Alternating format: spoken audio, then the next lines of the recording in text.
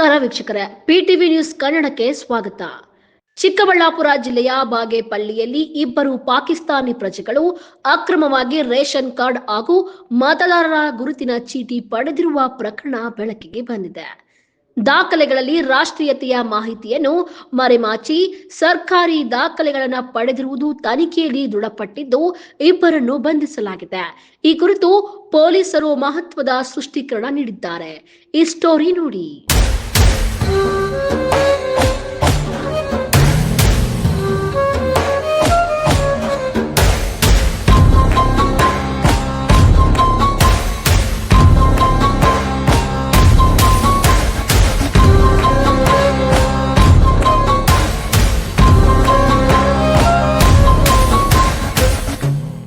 ವಿಶ್ವಾಸಾರ್ಹ ಮಾಹಿತಿಯ ಮೇರೆಗೆ ಪಾಕಿಸ್ತಾನಿ ಪ್ರಜೆಗಳಾದ ಫರಾನಾಜ್ ಹಾಗೂ ಅವರ ಪುತ್ರ ಮೊಹಮ್ಮದ್ ಫರ್ದೀನ್ ಅವರು ಭಾರತದಲ್ಲಿ ರೇಷನ್ ಕಾರ್ಡ್ ಮತ್ತು ಮತದಾರರ ಗುರುತಿನ ಚೀಟಿ ಪಡೆದಿರುವುದು ಬೆಳಕಿಗೆ ಬಂದಿದೆ. ತನಿಖೆಯಲ್ಲಿ ಬಾಗೇಪಲ್ಲಿಯ ಮೂಲದ ಮೊಹಮ್ಮದ್ ಅಯೂಬ್ ಖಾನ್ ಅವರು ಯುಎಇಯಲ್ಲಿ ಉದ್ಯೋಗದಲ್ಲಿದ್ದ ವೇಳೆ ಪಾಕಿಸ್ತಾನಿ ಪ್ರಜೆಯಾದ ಫರಾನಾಜ್ ಅವರನ್ನು ವಿವಾಹವಾಗಿರುವುದು ತಿಳಿದು ಬಂದಿದೆ. ದಂಪತಿಗೆ 4 ಮಕ್ಕಳಿದ್ದು, ಅವರಲ್ಲಿ ಮೊಹಮ್ಮದ್ ಫರ್ದೀನ್ ಪಾಕಿಸ್ತಾನದಲ್ಲಿ ಜನಿಸಿದ್ದರಿಂದ ತಾಯಿ ಮತ್ತು ಮಗ ಇಬ್ಬರು ಪಾಕಿಸ್ತಾನ ಪ್ರಜೆಗಳಾಗಿದ್ದಾರೆ.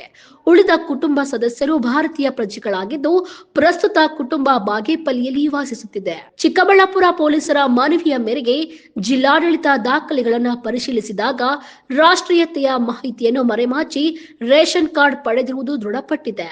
ಈ ಹಿನ್ನೆಲೆಯಲ್ಲಿ ರೇಷನ್ ಕಾರ್ಡ್ ರದ್ದುಗೊಳಿಸಲಾಗಿದ್ದು, ಮತದಾರರ ಗುರುತಿನ ಚೀಟಿಯನ್ನು ಸಂಬಂಧಿತ ಪ್ರಾಧಿಕಾರದಿಂದ ರದ್ದುಗೊಳಿಸಲಾಗಿದೆ. ಬಾಗೇಪಲ್ಲಿ ತಹಸೀಲ್ದಾರ್ ನೀಡಿದ ದೂರಿನ ಆಧಾರದ ಮೇಲೆ ಫರಾನಾಜ್ ಹಾಗೂ ಮೊಹಮ್ಮದ್ ಫರ್ದೀನ್ ವಿರುದ್ಧ ಭಾರತೀಯ ನ್ಯಾಯ ಸಂಹಿತೆ, ವಿದೇಶಿಯರ ಕಾಯ್ದೆ ಹಾಗೂ ವಿವಿಧ ವಿಧಿಗಳಡಿ ಪ್ರಕರಣ ದಾಖಲಿಸಲಾಗಿದೆ. ಇಬ್ಬರು ಆರೋಪಿಗಳನ್ನು ಬಂಧಿಸಿರುವ ಪೊಲೀಸರು ಪ್ರಕರಣದ ಕುರಿತು ಹೆಚ್ಚಿನ ತನಿಖೆ ಮುಂದುವರಿಸಿದ್ದಾರೆ.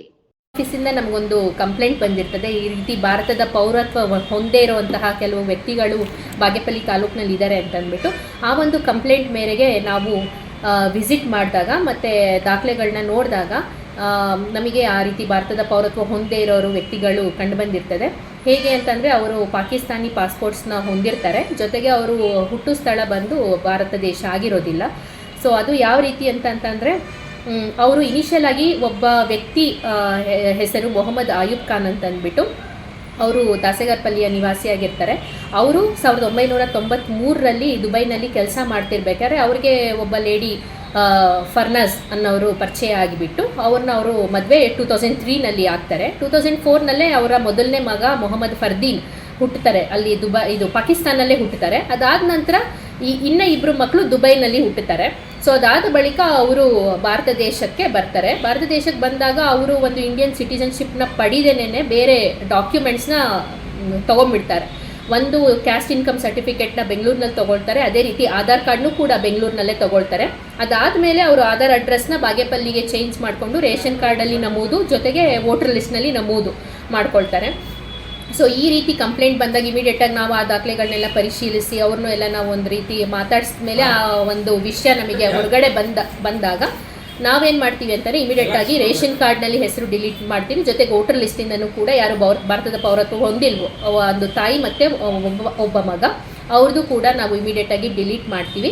ಜೊತೆಗೆ ಅವರ ವಿರುದ್ಧ ಕೂಡ ನಾವು ಒಂದು ಕಂಪ್ಲೇಂಟನ್ನು ಪೊಲೀಸ್ ಸ್ಟೇಷನಲ್ಲಿ ದಾಖಲು ಮಾಡಿದ್ದೀವಿ.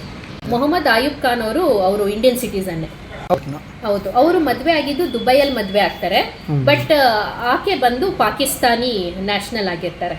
ಅವರ ಮೊದಲನೇ ಮಗನೂ ಕೂಡ ದುಬೈಯಲ್ಲಿ ಇದ್ದಾಗಲೇ ಅವರು ಪಾಕಿಸ್ತಾನ್ಗೆ ಹೋಗಿ ಅಲ್ಲಿ ಅವರು ಮಗು ಹುಟ್ಟೋದು. ಸೊ ಅದು ಕೂಡ ಪಾಕಿಸ್ತಾನಿ ನ್ಯಾಷನಲ್ ಆಗಿರುತ್ತೆ. ಈಗ ತಾಯಿ ಮತ್ತು ಮೊದಲನೇ ಮಗ ಮೇಲೆ FIR ಆಗಿದೆ.